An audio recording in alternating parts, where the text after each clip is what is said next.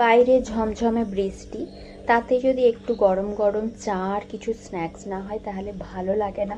তার জন্য আমি আজকে একটু চিড়ের স্ন্যাক্স বানালাম। প্রথমে তেল গরম করে চিড়েগুলোকে ছেড়ে দিলাম তেলের মধ্যে, তবে মোটা দানার চিড়ে আমি এখানে নাস্তার জন্য নিয়েছি। এবার চিড়েগুলো দেখুন জেলে দেওয়ার সাথে সাথে বেশ ফুলে উঠেছে। এবার তেল থেকে ছেঁকে একটি ছাঁকনিতে তুলে নিলাম।